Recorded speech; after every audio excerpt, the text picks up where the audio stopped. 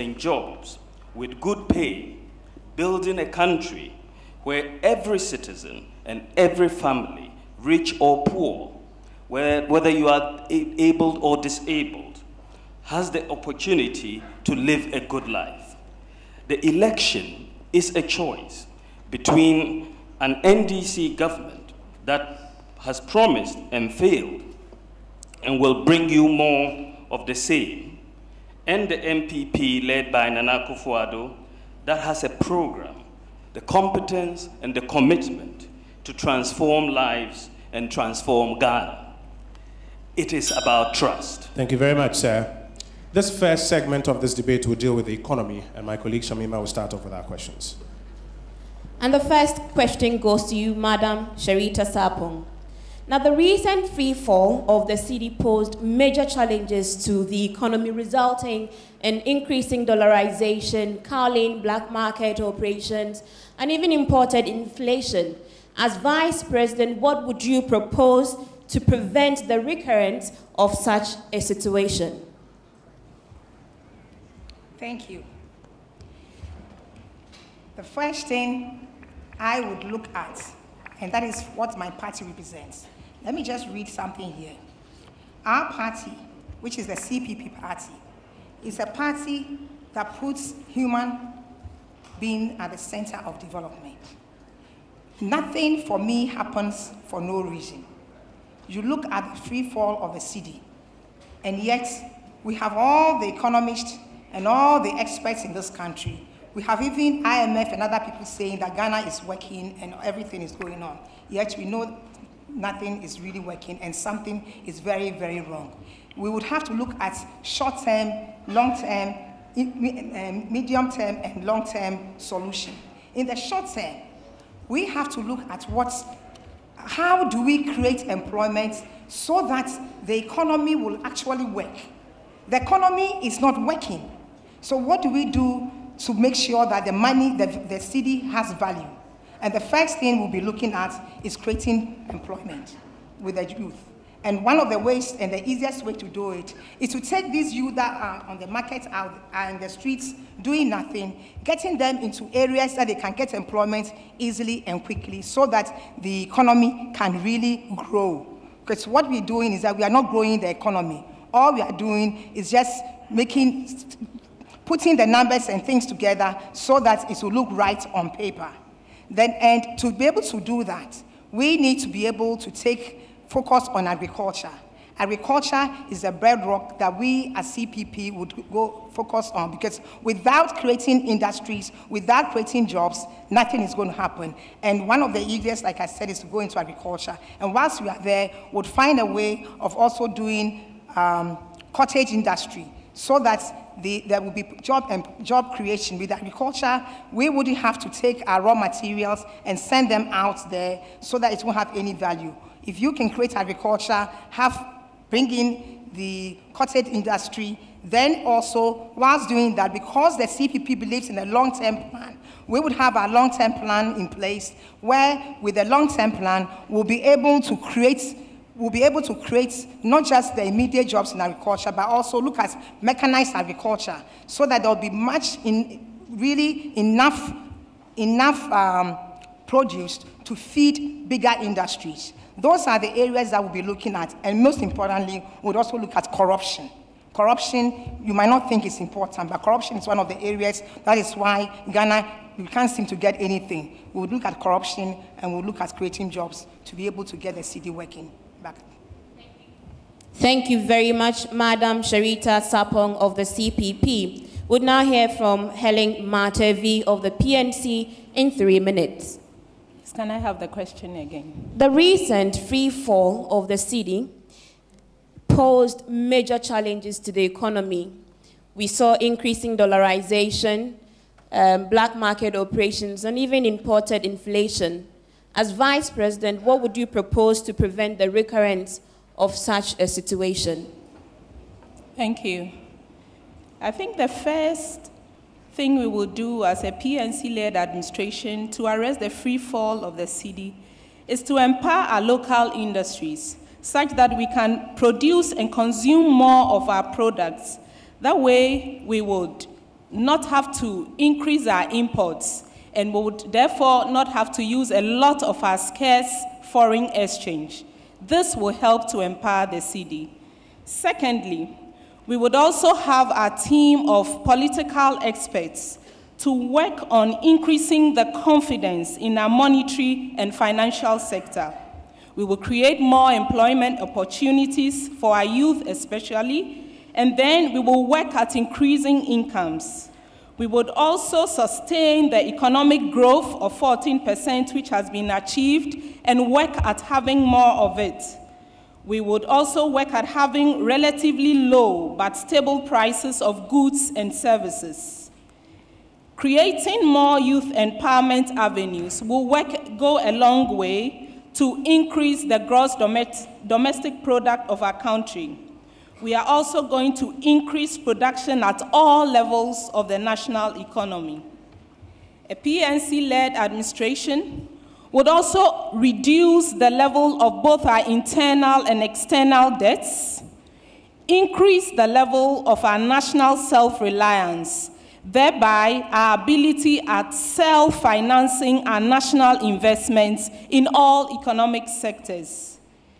Last but not the least, we will improve the effectiveness of law and order, as well as the services of the various security agencies, and create positive economic and related environments that boost private investment. Thank you. Thank you very much, Madam Helen Matrevi. Dr. Mahmoudou Bawumia in 3 minutes. Thank you very much, Shamima. It is important to put the recent cedi depreciation in context.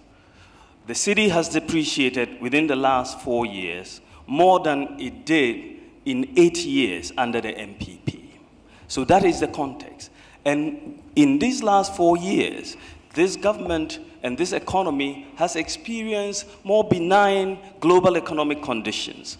Cocoa prices have virtually doubled, gold prices have virtually doubled, and we have become an oil producer. And why would the exchange rate be depreciating with such good conditions, relatively? And the answer is quite simple. The management of the economy has been poor.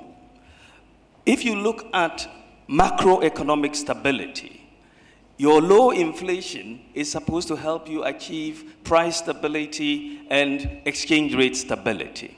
But the macroeconomic stability that we have been presented with is very much at variance with our experience. And so what we are seeing is exchange rate instability. The excess liquidity that was in the system, the Bank of Ghana is financing on a weekly basis about 60% of the borrowing requirements. The depreciation was an expression of a lack of confidence in the management of our economy. And if you pump in liquidity through acts like the Wyomization of our economy with injections of liquidity for no work done, you should not be surprised that your exchange rate is depreciating. So we want to make sure we address this with appropriate and real macroeconomic stability, with the fiscal monetary policy risk being set appropriately without injections of excess liquidity, to increase production. We've been seeing the real sector activities declining.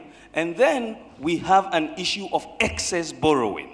This government has borrowed more in 4 years than all governments put together between Nkrumah and Kufuor. This puts a lot of pressure on our ability to service these debts, because even though the numbers statistically may look okay as far as your thresholds are concerned, they only look okay because of the rebasing of the economy. The debt to GDP ratios today would exceed 60% if it were not for rebasing. So we have to be careful about the speed and the amount of borrowing in this, and we will make sure we check that. Ultimately, as we have said, if we want to solve this problem, then we have to vote out the NDC and vote in Nana Akufo-Addo, where we will manage this economy in a much better and robust fashion.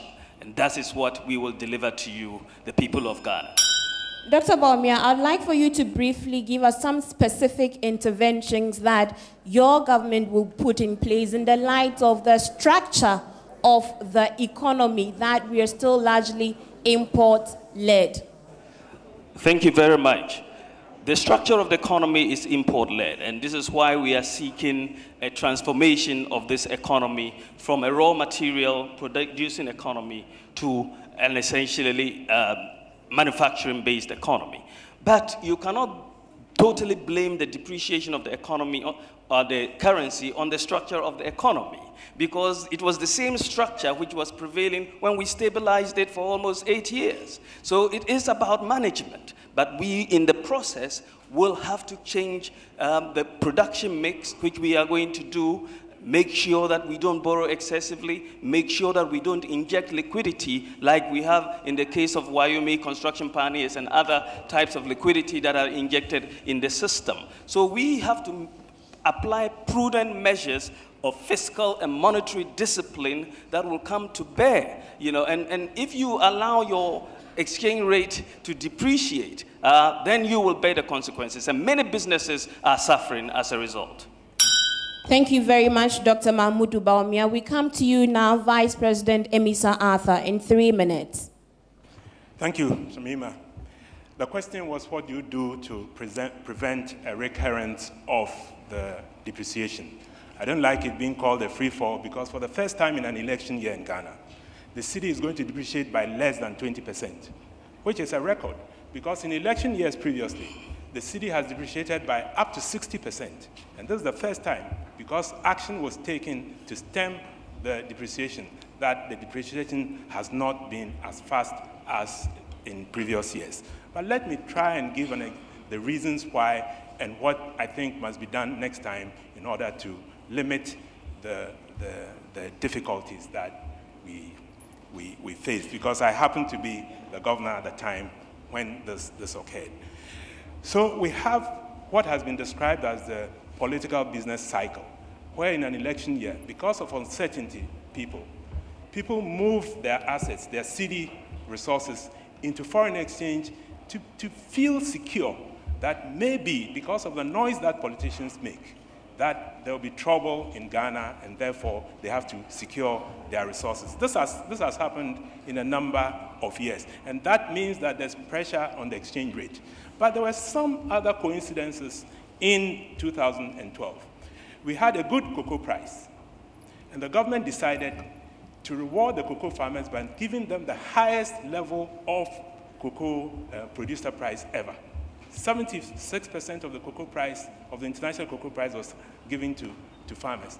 The single spine salary put a lot of liquidity in the hands of public servants. And so that all led to an import binge. Now, when that happened, we in the central bank were not sure what really were the factors at play, because it takes a couple of months before the actual information becomes available. So what we did was to use the reserves that we had accumulated over the 4 years. When I arrived in the central bank, the total national reserves was about $2.4 billion. By the time this situation occurred in January, we had over $5 billion of reserves. So we use the reserves. You use the reserves in a period when you are under some pressure. So we paid off some of this, but the pressures maintained. So what we did was to change the incentives for people who were holding city assets. We gave them a possibility of getting a lot more a lot more interest on cities, and so they moved money from the foreign exchange into cities. So quite a number of things happened. There are speculative traders, people who were speculating against the city, and we took action against that. And so there are quite a number of other things which may be too much for us to go into. But the point I'm making is that with the NDC, the first time ever in an election year, the city depreciation has been kept. It is even appreciating as we speak. Dr. Mahmoud Bawumia wants a rebuttal at this time. Thank you very much, Shamima. The depreciation of the city is not necessarily associated with an election year. The election years, if you mismanage your economy during an election year, you'll see extra pressures on it. If you have external shocks in an election year, you will see extra pressures on it. It's only under the NDC government, before that you had 60% depreciations in an election year. And so we are seeing similar pressures. the policies that have been implemented in terms of trying to stabilize the city currently are policies that are not going to be sustainable in the medium term.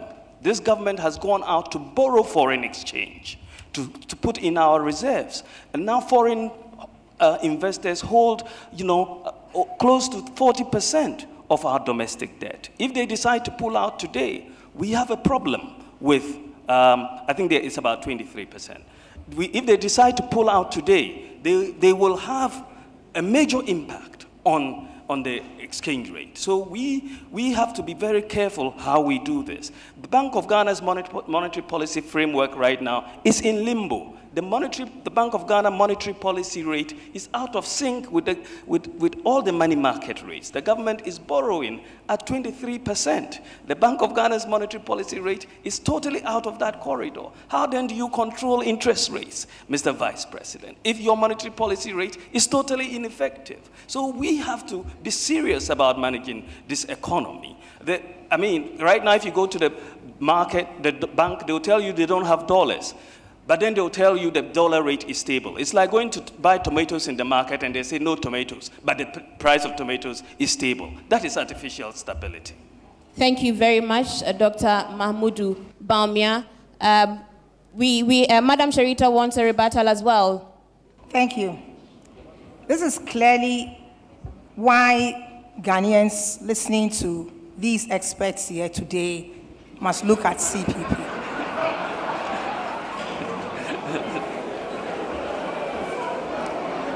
All we have heard is the reasons, the excuses, and why, and why, and why.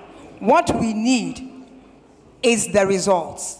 We have people on the streets struggling. We have Ghanaian farmers and women going up and down. We have food prices going up. So if we are going to be told that every time there's an election, these things will have to happen, then obviously somebody is not doing something right, or somebody who understands something very well does not really know how to apply whatever it is in the context of Ghana and Ghanaize it for the Ghanaian solution. I think that is where the problem is. And that is why we need to look at the CPP, because if you look at CPP, what we have here, we will look at the industries in Ghana. We will make sure that the industries in Ghana are operating, and therefore we can export.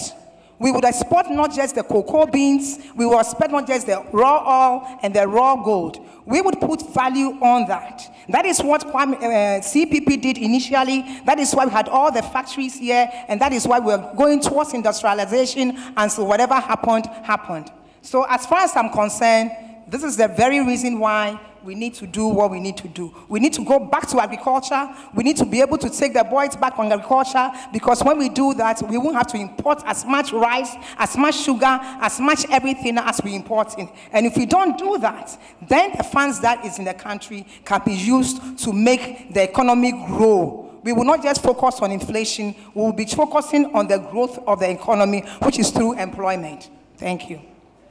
Thank you very much. We're staying on the subject of the economy, and I want to start by asking of you, Madam Helen Matrevi, the third question for the night on the subject of economy. Now, in the last 3.5 years, we've been told that we've recorded single-digit inflation. Yet, in the same period, interest rates have remained relatively high. How would you, in the government that you hope to serve as vice president, reconcile the two scenarios? Thank you. Our interest rates are certainly very high.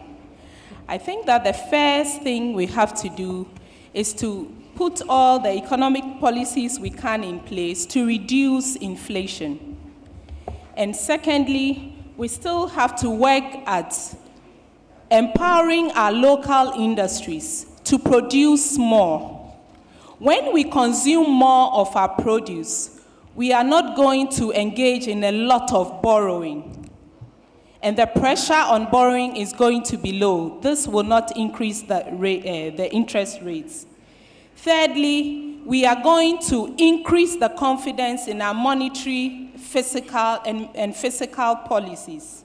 We are also going to look at empowering more of our youth with entrepreneurial skills, so that they will be able to create jobs and employ the other youth who are highly unemployed. Additionally, we are going to increase the production level at all levels in the national economy.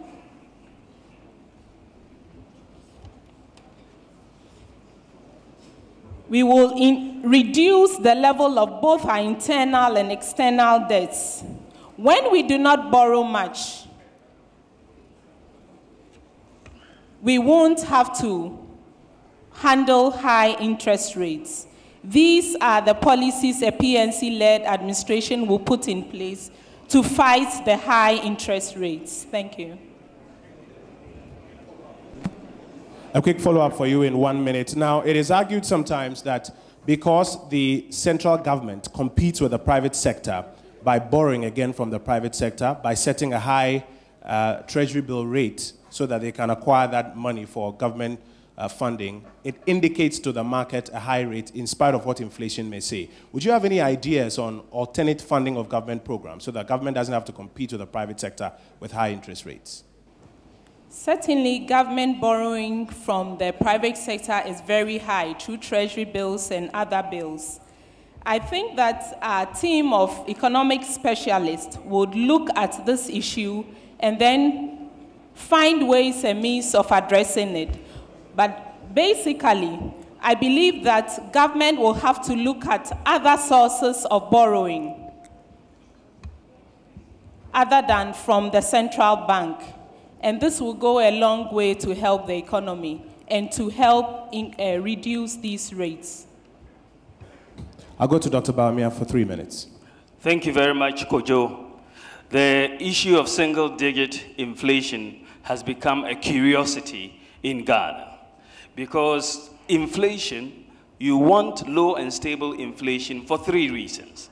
You want low and stable inflation to be able to reduce the cost of living.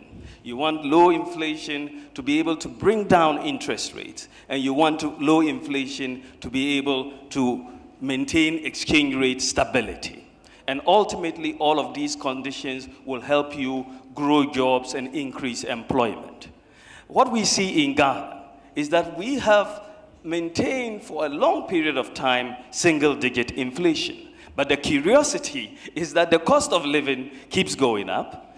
The interest rates are going up. Today, in fact, interest rates at banks are over 30% and 40% for many businesses. During the MPP's term in office, we reduced inflation from about 41% to about 18%. And in the same vein, interest rates came down from about 47% to about 26%. There was a clear relationship. In the case of the NDC, you have single-digit inflation. Interest rates from 26%, which they inherited, have gone up rather than coming down. And so there is a curiosity that is there. And jobs are also not there. Unemployment is growing up. I raised this issue a few months ago. And after a lot of criticism, suddenly we have heard that one of the curiosities which I pointed to was going to be addressed because the Ghana Statistical Service has decided to change the basket that they use to calculate inflation after making so much noise before about the issues that we raised. But they have now decided to do the right thing and change the basket to be able to capture the proper inflation numbers. And this is what I said, that if you use the wrong inflation basis to do your monetary policy, you will have wrong results from that monetary policy. And I'm glad that we are going to be moving to a more defined basket. And we will, in this process, and I will repeat, that if Nana Addo Dankwa Akufo-Addo is elected, we will resource the Ghana Statistical Service to do the hard work that they've continued to do under difficult circumstances, and we will give them independence as a result as well. The issue of crowding out, as far as government policy in terms of borrowing, is a very real one. If you go out there to borrow, then you deny the private sector of funds and you increase interest rates at the same time.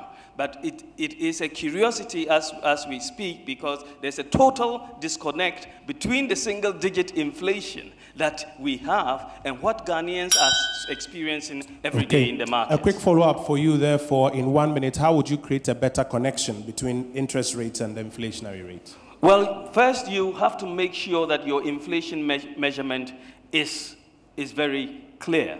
And very concrete. You've got to measure inflation properly. And this is why the king in the basket is very important. The second, you've got to have a good monetary policy. If you have a monetary policy where your monetary policy rate, which is supposed to determine other money market rates, and therefore impact on demand, and therefore prices, if that rate is out of sync with the rest of the money market ignores you. You are going to be very ineffective. And if you are relying on inflation, which is not correct, to do monetary policy, then you will have the wrong results. And this is exactly what we are seeing. It is not rocket science. The management was wrong.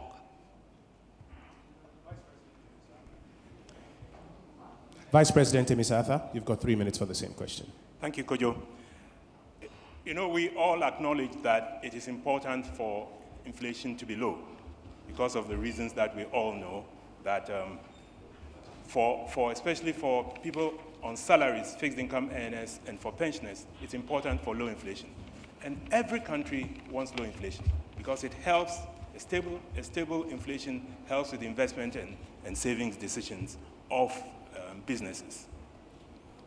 Our constitution requires stable prices. The Bank of Ghana Act requires stable prices. For many years, Ghana was not able to achieve low inflation. We had rates of over 100% at one point. Now, happily for us, in the period that I served as governor, for 28 continuous months up to today, we've had low inflation. People dispute it, and I don't know the reasons that they dispute this, but I wish that they will all be happy that finally Ghana has ended up in a happy state of low inflation, and we all acknowledge that and look at how we can improve economic management. You asked a question about crowding out, because that's important to understand the reason, the link between inflation and interest rates. The link is simple. Over time, as inflation declines, interest rates should also decline, except that sometimes the expectation of the people who make those decisions about interest rate in the banks and so on, they're confused because there's so much noise about the inflation not being true that they think that maybe it's not true, and so let's keep interest rates up. So it is important for all of us that we allow the Statistical Service and the other technical agencies that are charged with this to maintain this. Because what I've heard is that people go to the market, to one market, three commodities, and say that, the commodities prices have risen 300%, therefore inflation is not true. There are over 240 commodities all over Ghana that are surveyed every month. And that inflation comes out of there. And the methodology has not changed. So let's not do what we're doing about the inflation. The point I want to make is that government in the last 4 years has worked well for the people of Ghana, and let's appreciate it. And let's acknowledge that there are other responsibilities, there are other tasks that we have to make sure that the stable macro framework that we have achieved will be sustained and will be enduring. And that is the point that I want to make, because the expectations part is very important in understanding how this has happened, that it is not an instant thing. When inflation goes down, immediately interest rates go up, because the banks may have given loans to people over a number of years, and it has to end before they can reduce the price that they give to people. Mr. Vice President, a follow-up for you in 1 minute. You suggested a confusion in the